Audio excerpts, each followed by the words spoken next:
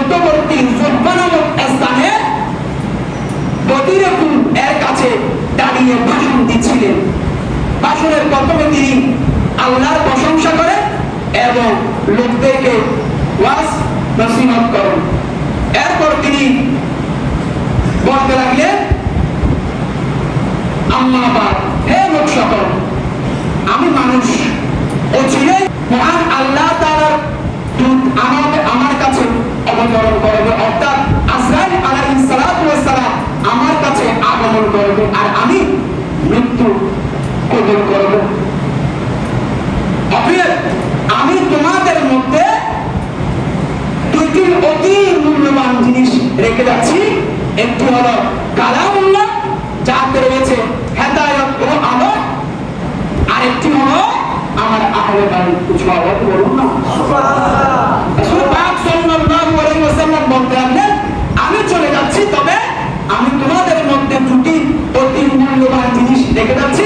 একটি হলো আল্লাহ তাআলার কিতাব, আরেকটি হলো আমার আহলে বাড়ি। কিছু আওয়াজ বলুন না সুবহানাল্লাহ। এই দুটি জিনিস তোমাদের জন্য অতি মূল্যবান। এই দুটি জিনিসকে তোমরা অস্বীকার করবে, উম্মত সাথে সাথে তোমরা কাফের হয়ে যাবে।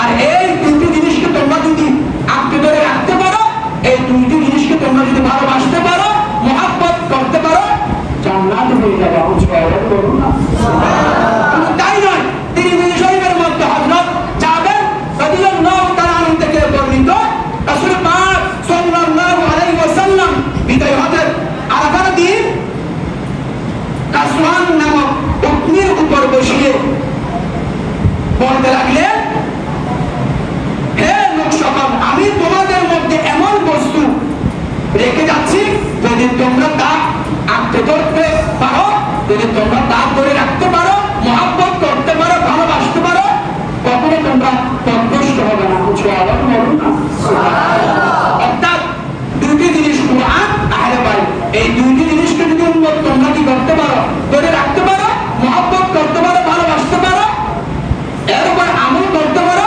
তোমরা কখনো পথভ্রষ্ট হবে না, তোমরা কখনো গুমরাহী হবে না, তোমরা কখনো নষ্ট হবে না। কিছু আওয়াজ বলুন না সুবহানাল্লাহ। এই দুটি জিনিসকে যদি তোমরা ধরে রাখতে পারো, তোমরা একজন ভালো ইমানদার হিসাবে বিবেচিত করতে পারো, বা একজন তোমাদের সকল প্রকার ইবাদত মহান আল্লাহ তাআলার দরবারে কবুল হবে।